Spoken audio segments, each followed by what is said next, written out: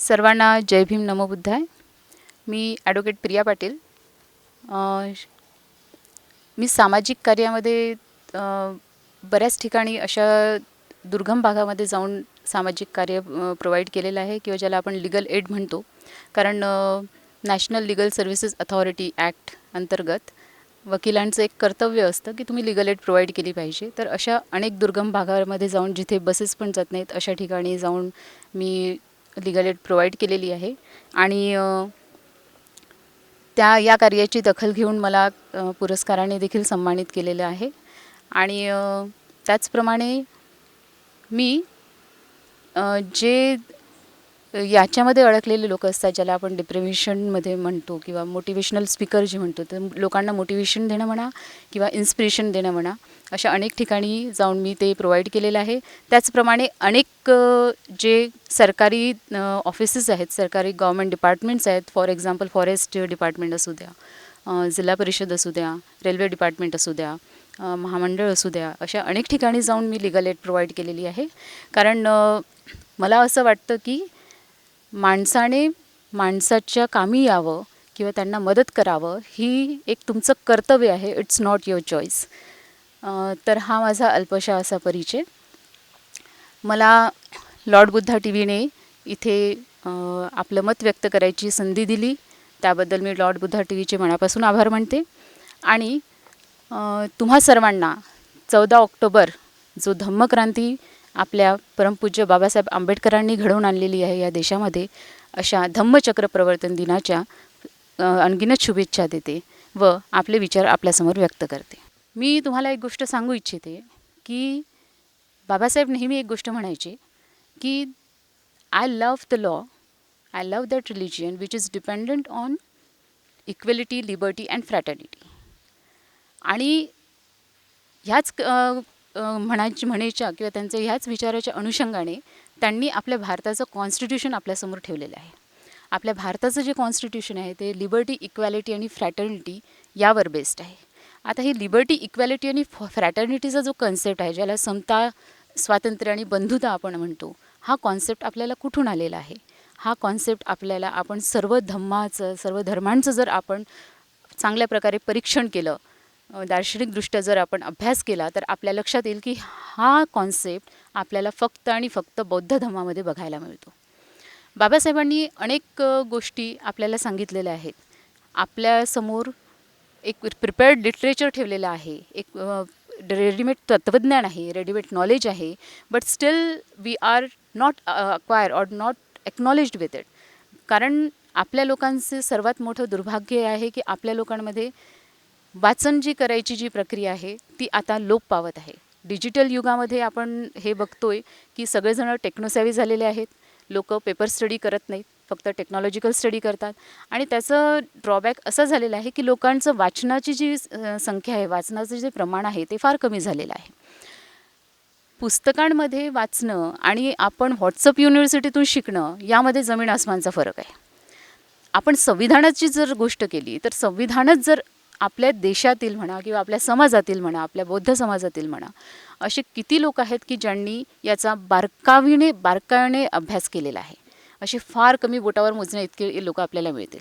त्याचं कारण असं आहे, कारण जर संविधानामध्ये आपल्याला इज, वॉज, ज्याला आपण अन्यथा म्हणतो, ऑर म्हणतो किंवा म्हणतो, असे शब्द जे आलेले आहेत त्याच्यामागे एक फार मोठा इतिहास आहे, त्याच्यामागे फार मोठे कारणं आहेत. आणि त्यापैकी जर एखादा शब्द आपल्याला असं वाटत असेल की हा शब्द उगाचच आलेला आहे, तर याचा अर्थ आपण समजून घेतलं पाहिजे की आपल्याला संविधानाचा अभ्यास नाही किंवा आपल्याला संविधान पूर्णपणे कळलेलं नाही. कारण संविधानामध्ये तुम्ही बघाल तर असं कुठलंही क्षेत्र सोडलेलं नाही आहे. संविधानामध्ये एक मी आता वकील म्हणून वकिली व्यवसायात असल्यामुळे वकील म्हणून बोलत असताना जनरली माझा जो फोकस आहे किंवा जो ॲस्पेक्ट आहे माझा तो प्रॅक्टिकल ॲस्पेक्ट असतो. मी प्रॅक्टिकल किंवा प्रात्यक्षिक जे म्हणतात, काय सुरू आहे, काय व्हायला पाहिजे, सरळ या गोष्टींवर फोकस करत असते. म्हणजे आमच्या व्यवसायातलं ते प्रमुख भूमिका आहे. त्याच्यामुळे प्रॅक्टिकॅलिटीवर बोलत असताना मी ही गोष्ट म्हणेल की मला समाजामध्ये वावरत असताना या गोष्टीची उणीव भासते की संविधानाचं जे नॉलेज आहे ते प्रत्येक घरोघरी अजूनही पोचलेलं नाही. आपण सर्वात प्रथम आपल्याला हे समजून घेतलं पाहिजे की संविधान हे कुठल्याही जाती किंवा धर्मापर्यंत सीमित राहिलेलं नाही.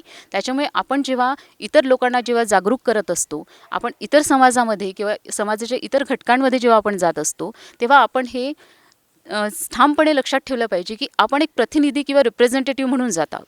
तुम्ही बौद्ध धम्माचे प्रतिनिधी किंवा रिप्रेझेंटेटिव्ह म्हणून जात आहेत आणि बौद्ध धम्माचे प्रतिनिधी किंवा रिप्रेझेंटेटिव्ह म्हणून जात असताना तुम्ही बाबासाहेबांचं संविधान हे सार्वभौमिक आहे, सर्व धर्म समभाव त्यामध्ये समाविष्ट केलेला आहे, या प्रकारे तुम्ही सांगणं आणि लोकांपर्यंत ते त्या प्रकारे पोचवणं गरजेचं आहे. आणि तेव्हाच लिबर्टी, इक्वॅलिटी आणि फ्रॅटर्निटी किंवा समता, बंधुत्व आणि स्वातंत्र्य ह्या जो कॉन्सेप्ट आहे हा आपल्याला समाजामध्ये बघायला मिळेल. कारण आपली चूक अशी झालेली आहे की आपण बाबासाहेबांना म्हणा किंवा त्यांच्या संविधानाला म्हणा, त्यांच्या धम्मकार्याला म्हणा, हे आपण आपल्यापुरतं सीमित ठेवलेलं आहे. बाबासाहेबांनी आपल्याला ही शिकवण देऊन गेलेले आहेत की आपलं सर्वप्रथम कर्तव्य आहे की त्यांची हे स्वप्न होतं की आपण त्यांना पूर्ण भारत जो आहे तो बौद्धमय करायचा होता. आता पूर्ण भारत बौद्धमय करणं म्हणजे काय की त्यांना धरून बांधून बौद्ध धर्माचा स्वीकार करा असं सांगणं आहे का? मुळातच नाही. त्याचं कारण असं, त्यांना असं म्हणायचं होतं की बौद्ध धम्मामध्ये जे तत्त्वज्ञान आहे ते तत्त्वज्ञान एक जीवन कसं उत्तम प्रकारे जगता येईल हे तत्त्वज्ञान सांगितलेलं आहे आणि ह्याच तत्त्वज्ञानाच्या आधारावर आपलं संविधान लिहिले गेलेलं आहे. तर संविधान घराघरापर्यंत पोचवणं किंवा बौद्ध तत्त्वज्ञान घराघरापर्यंत पोचवणं हे आपलं आद्य कर्तव्य असलं पाहिजे. पण आपण बाबासाहेबांना आपल्या धम्मापुरते किंवा आपल्या समाजापुरतं रेस्ट्रिक्ट करून ठेवलेलं आहे. आपण बौद्ध धम्माला देखील आपल्या धम्मापुरतं किंवा आपल्या समाजापुरतं रेस्ट्रिक्ट करून ठेवलेलं आहे. हे आपण जर दुसऱ्या ठिकाणी जाऊन जर पेरत असू तर आपल्याला ते दुसऱ्या ठिकाणी जेव्हा आपण जाऊन देऊ किंवा ते ज्ञान देऊ तर तेव्हा आपल्याला असं दृश्य पालटलेलं दिसेल की दुसऱ्या जातीचे किंवा धर्माचे लोक आपल्या धम्माकडे कन्वर्ट किंवा डायवर्ट झालेले आपल्याला दिसून येतील आणि तेव्हाच समता, स्वातंत्र्य किंवा बंधुत्व हे कॉन्सेप्ट आपल्याला पाहायला मिळेल. सेकंड थिंग, बाबासाहेबांचं असं म्हणणं होतं की political tyranny is never compared to a social tyranny. Political tyranny is never compared to a social tyranny, and the activist who suffers or deals with the politics can never be compared or can never be boycotted or belated to the person who deals with the or who defies the society or social terms and regulations. त्याचं कारण असं, बाबासाहेबांचं असं म्हणणं होतं की राजनीतीमध्ये जे तुम्हाला समस्या ज्या पाहायला मिळतात किंवा जे तुम्ही धडपड करत असता किंवा ज्या गोष्टींची काय म्हणतात त्याला, ज्या प्रॉब्लेम्स तुम्हाला फेस करायला मिळतात, जे तुम्ही स्ट्रगल करत असता, त्या गोष्टींचं कंपॅरिझन एका समाजकार्याशी किंवा समाजकारणाशी तुम्ही करू शकत नाही. कारण ते टोटली वेगळं असतं. त्याचं कारण असं की समाजकार्य करत असताना तिथे सेल्फ मोटिव्ह नाही आहेत. आपण फक्त टोटल सोशल सर्व्हिसवर बेस्ड असतो आणि सोशल सर्व्हिस करत असताना आपल्याला स्वत्व बाजूला ठेवायचं असतं. आणि जेव्हा आपण प्रेम, करुणा हे जे बुद्धांचे जे तत्त्वज्ञान आहे त्या करुणेच्या बेसिसवर जर आपण आपलं कार्य करत आहोत तर आपल्याला असं लक्षात येईल की लोक आपल्याकडे बरोबर डायवर्ट झालेले असेल. प्रेमाने जग जिंकता येतं हे बाबासाहेबांनी, भगवान बुद्धांनी आपल्याला अनेक उदाहरणांमधून प्रूव्ह केलेलं आहे. आपल्या कॉन्स्टिट्यूशनचं जर बोलायचं झाल्यास आपल्याला फक्त आपल्याला फंडामेंटल राईट्स माहिती आहेत, म्हणजे ज्याला आपण मूलभूत अधिकार म्हणतो. फंडामेंटल ड्युटीज नाही माहीत. ड्युटीजविषयी आपण बोलत नाहीत. आपल्याला जर हक्क आहेत, अधिकार आहेत तर त्याच्याप्रती आपले काही जिम्मेदाऱ्या आहेत. जिम्मेदाऱ्या असताना आपल्याला मार्गदर्शक तत्त्व दिलेले आहेत. ते तत्त्व आपण फॉलो करणं गरजेचं आहे. तुम्हाला किती जणांना फक्त बेसिक गोष्टी माहिती आहेत? आर्टिकल 14 आपल्याला माहिती आहे, right to liberty, right to life and liberty. Article 21 आहे, आर्टिकल 14 आहे, राईट टू इक्वॅलिटी आहे.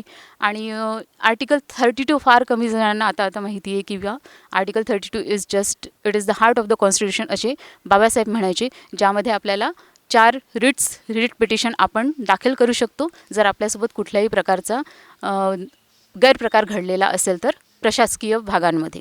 त्या याच्यामध्ये रिट्स आहेत आणि आपण हायकोर्टामध्ये दाखल करू शकतो. हे आर्टिकल 32 प्रोव्हाइड करतं, जे बाबासाहेब म्हणायचे. पण रिझन असं आहे, याच्या पलीकडे आपल्याला कितपत अशा गोष्टी आहेत ज्या माहिती आहेत की आर्टिकल 129 काय, आर्टिकल 226 काय, ह्या गोष्टी म्हणा किंवा रिझर्वेशन पॉलिसी बाबतीत जेव्हा आपण बोलतो तर रिझर्वेशन पॉलिसीमध्ये बोलत असताना आपण OBCला दिलेलं रिझर्वेशन बोलतो, SC ST NTला दिलेलं रिझर्वेशन बोलतो. रिझर्वेशन पॉलिसीवर बोलत असताना बऱ्याच जणांचा हा संभ्रम आहे. इवन आपलेही लोक जे संविधान वाचलेले आहेत किंवा जे संविधान समर्थक आहेत त्यांचंही आता नवीन पिढीचं असं हे झालेलं आहे की त्यांचं असं मत झालेलं आहे की बा रिझर्वेशन नसायला हवं. आता रिझर्वेशन नसायला हवं म्हणजे काय? रिझर्वेशन हे म्हणजे 4 पिढ्या शिकल्या आपल्या आणि त्या आर्थिकदृष्ट्या प्रगत झाल्या आहे याचा अर्थ हा नसतं की रिझर्वेशन संपलं पाहिजे. Because reservation is never based on to bring the economic equality. Reservation हे आर्थिक समता आणण्यासाठी बेस्ड नाही आहे. Reservation is based totally to bring the social equality. या देशातील जर राष्ट्रपतीला तुम्ही मंदिरामध्ये आजही प्रवेश देत नाहीत किंवा या देशामध्ये कलेक्टर पास झालेल्या मुलाला जर आजही घोड्यावर बसून वरात काढायची जर परमिशन नाही आहे तर मग याचा अर्थ कुठे आली आहे सोशल इक्वॅलिटी? आणि जोपर्यंत सोशल इक्वॅलिटी किंवा सामाजिक समानता येत नाही तोपर्यंत रिझर्वेशन पॉलिसी ही संपूच शकत नाही. आणि त्यामुळे ही गोष्ट आपण समजून घेतली पाहिजे की रिझर्वेशन पॉलिसी ही टोटल सोशल इक्वॅलिटीवर बेस्ड आहे. अशा अनेक गोष्टी आहेत संविधानामध्ये की ज्याचं आपल्याला ज्ञान नाही, त्याच्यामुळे आपण आकलन किंवा परीक्षण करू शकत नाही.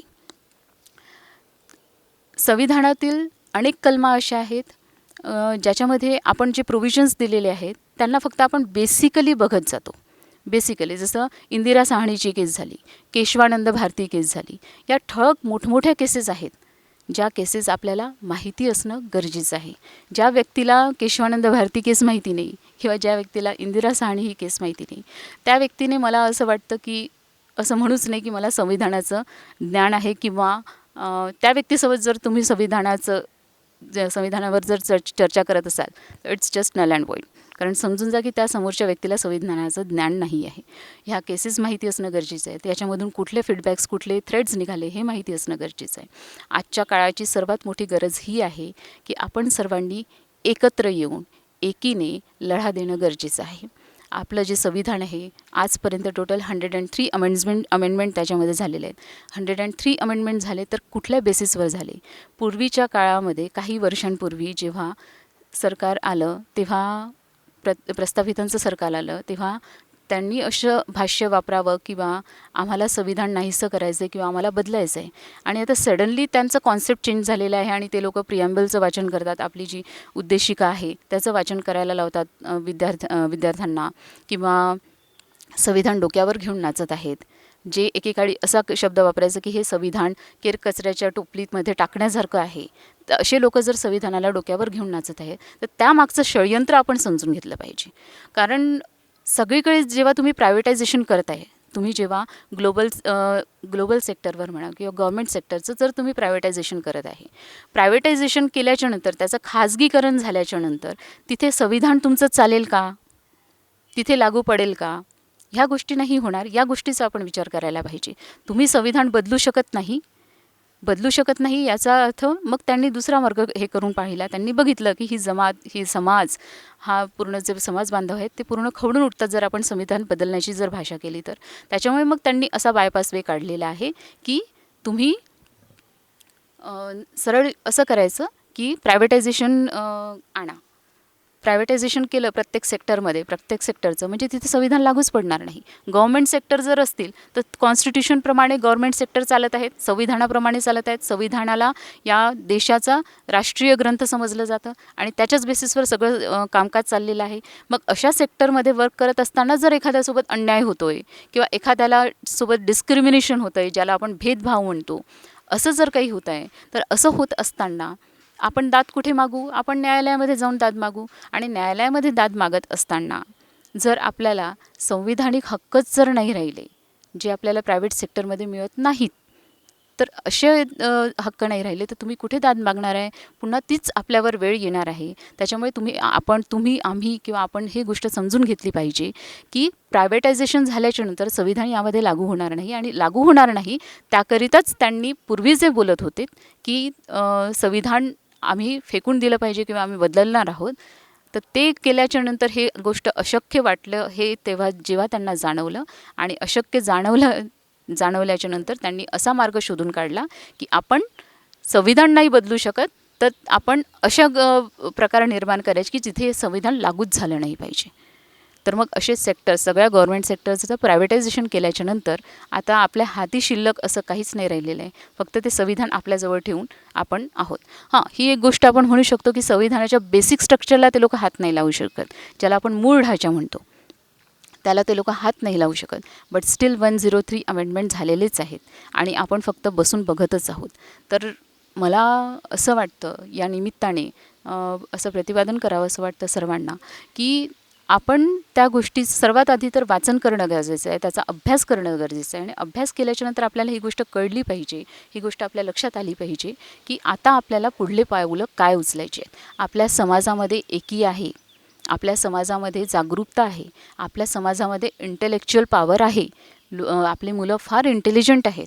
मी गेस्ट लेक्चरर म्हणून पण जात असते विधी महाविद्यालयामध्ये.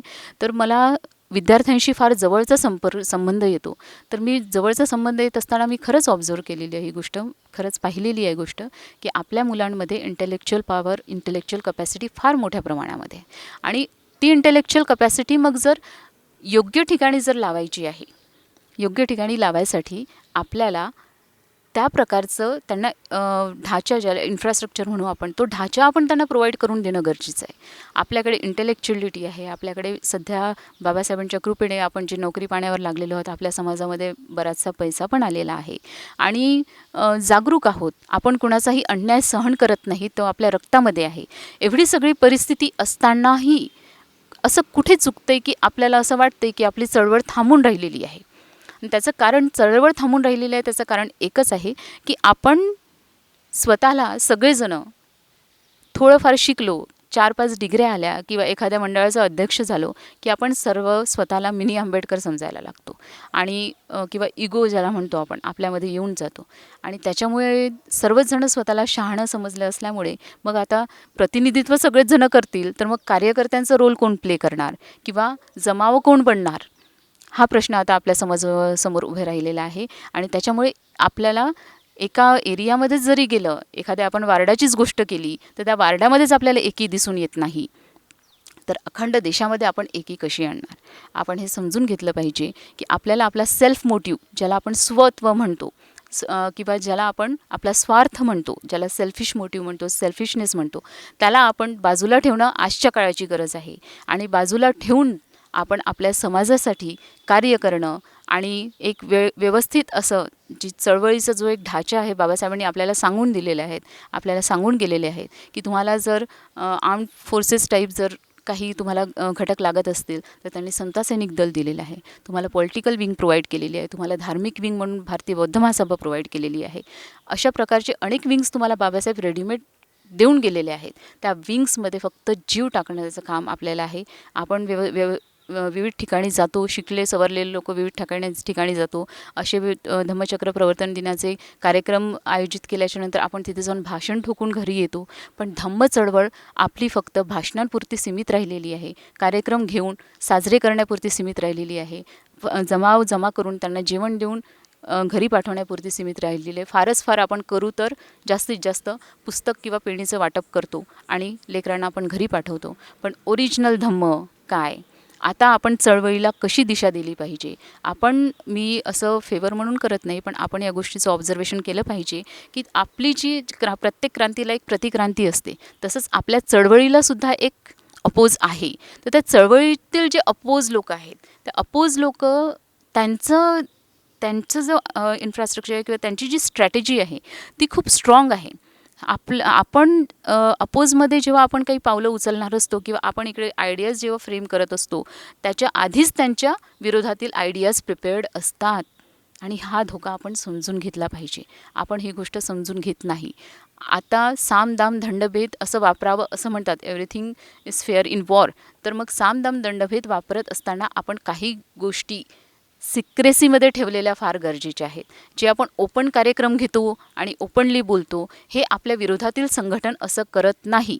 पूर्वीच्या काळी जेव्हा RSSच्या वगैरे मीटिंग्स व्हायच्या, तेव्हा आपल्याला ही गोष्ट लक्षात यायची, म्हणजे माहिती आहे ही गोष्ट जनरली आपल्याला, की ते लोक ठामपणे ठळकपणे विरोध करतात. ठामपणे ठळकपणे विरोध करायचे, बाबासाहेबांचा विरोध करायचे, महात्मा फुले चुकीचे आहेत असं सांगायचे, संविधान चुकीचं आहे असं त्यांच्या मीटिंग्समध्ये बोललं जायचं. आणि आता त्यांनी आपली स्ट्रॅटेजी चेंज केलेली आहे. आता स्ट्रॅटेजी का बरं चेंज केलेली आहे? स्ट्रॅटेजी यासाठी चेंज केलेली आहे की हे SC ST OBC NT VGNTचे जे मुलं आहेत हे आपल्याकडे वळवले पाहिजे, आपण आपल्याकडे वळले गेले पाहिजे. त्यासाठी त्यांनी स्ट्रॅटेजी अशी ठेवलेली आहे की यांच्या महापुरुषांचा उदो उदो करा, म्हणजे हे मुलं आपल्याकडे बरोबर आकर्षित होतील.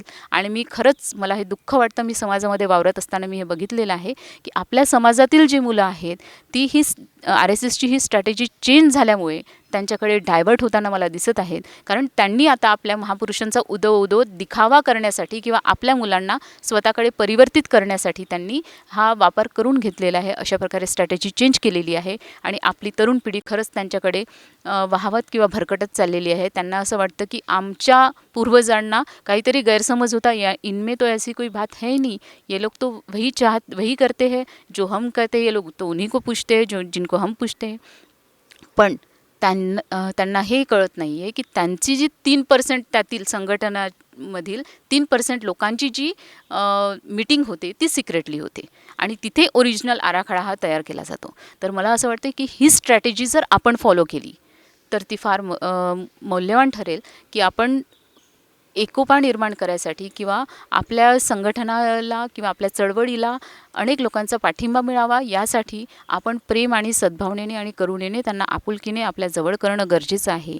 आणि तुम्हाला सिक्रेटली काय गोष्टी आखायच्या आहेत, काय स्ट्रॅटेजी बनवायची आहे, त्या गोष्टीच्या मीटिंग्स जे आहेत त्या सिक्रेटली घेतल्या गेल्या पाहिजेत आणि त्याचा व्यवस्थित ढाचा बनवला गेला पाहिजे.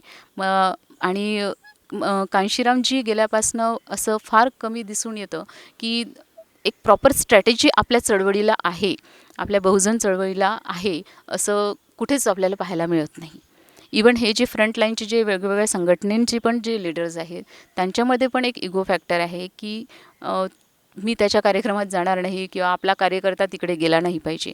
हे कुठेतरी फार चुकीची गोष्ट आहे. कारण बाबासाहेबांनी आपल्याला शिका, संघटित व्हा आणि संघर्ष करा असं जे शिकविलेलं आहे, तर ते शिकलो, संघटित कशा प्रकारे झालो, फक्त वेगवेगळे गट फॉर्म केले आपण आणि ते गटामध्ये संघटन फॉर्म केलेलं आहे.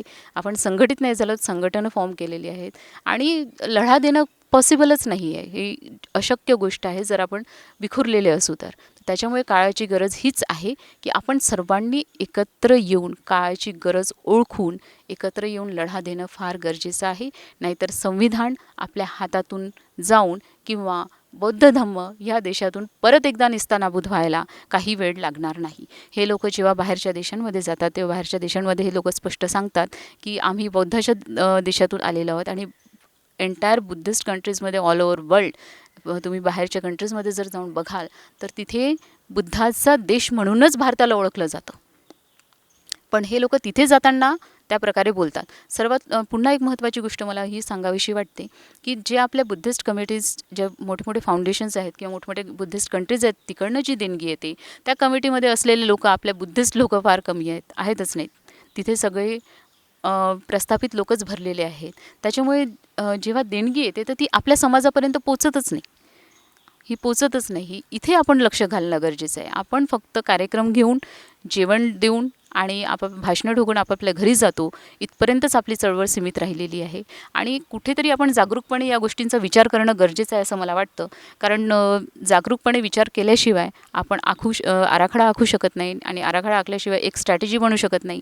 स्ट्रॅटेजी बनल्याशिवाय एखादा प्लॅन तयार होऊ शकत नाही आणि प्लॅन तयार झाल्याशिवाय कुठलीही मूवमेंट चालू शकत नाही. तर जर मूवमेंट आपल्याला परत जीवित करायची आणि ती चालवायची आहे तर आपण ह्या पलीकडे कार्यक्रम घेतलेच पाहिजेत, मार्गदर्शनपर कार्यक्रम घेतलेच पाहिजेत. कारण त्याला समाजाला एक दिशा मिळते आणि ते केलंच पाहिजे. पण त्यासोबतच आपण एक ॲक्टिव्हिटी म्हणून ती ठेवलीच पाहिजे की कंपल्सरी ॲक्टिव्हिटी की आपल्या समाजातील प्रत्येक व्यक्तीने तुमचा शनिवार म्हणा, रविवार म्हणा किंवा दिवसातला हा एक तास म्हणा, हा आपण समाजाला किंवा चळवळीला दिला पाहिजे. आणि हा प्रॉपरली आपल्याला अशाच प्रकारे ती चळवळ पुढे नेणे आहे आणि त्याच प्रकारे करणे आहे असं ठामपणे जर आपण आपल्याशी ठेवलं तर आपल्याला ही गोष्ट लक्षात येईल की आपण फार पुढे गेलेलो राहू. नाहीतर असं जर आपण आता जागरूक होऊन जर हे स्ट्रॅटेजी नाही फॉलो केली तर आपल्याला तो काळ दूर नाही की आपण परत आपल्या गळ्यामध्ये मडकं आणि कमरेला झाडू ही परिस्थिती येईल आहे. आणि सामाजिक समता अजूनही आलेली नाही. आपल्याला वाटतं की सामाजिक समता आलेली आहे, आपण एका ताटामध्ये जेवण केलं याचं, किंवा आपण त्यांच्या पंक्तीमध्ये जाऊन बसलो, त्यांनी आपल्याला इन्व्हाइट केलं किंवा आपल्याला आमंत्रित केलं, याचा अर्थ सामाजिक समता आली असं नाही. मी परत एकदा सांगते की या देशाची राष्ट्रपती जर या गोष्टींपासून वंचित आहे, तिला एखाद्या मंदिरामध्ये प्रवेश करू दिला जात नाही कारण ती आदिवासी समाजाशी बिलॉंग करते, ती आदिवासी समाजाशी निगडीत आहे, तर सामाजिक समता अजूनही आलेली नाही आहे.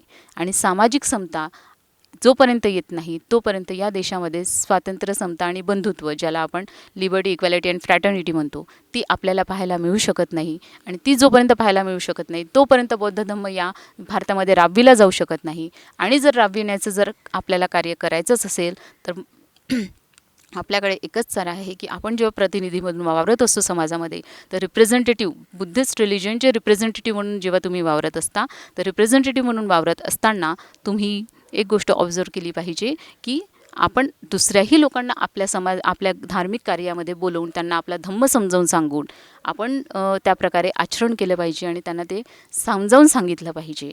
हे आपण सर्वप्रथम कार्य केलं पाहिजे. आणि तेव्हाच दुसऱ्या जातीतील किंवा दुसऱ्या धर्मातील लोक आपल्या धम्माकडे परिवर्तित होताना म्हणा किंवा आदराने बघताना आपल्याला लक्षात येतील. आणि तेव्हाच आपला जो जमाव आहे तो वाढलेला आपल्याला दिसेल. आणि आपलं जे स्वप्न आहे किंवा बाबासाहेबांचं जे स्वप्न होतं की मी सर्व भारत बौद्धमय करीन, तेव्हाच ते शक्य होईल असं मला ठामपणे वाटतं. मला लॉर्ड बुद्धा टी व्हीने या उपलक्ष्यामध्ये जी इथे आपलं मत व्यक्त करायची संधी दिली त्याबद्दल मी लॉर्ड बुद्धा टी व्हीचे फार फार मनापासून आभार मानते. आणि तुम्हा सर्वांना पुनश्च एकदा 14 ऑक्टोबर धम्मचक्र परिवर्तन दिनाच्या शुभेच्छा देते व इथेच थांबते. जय भीम, जय भारत.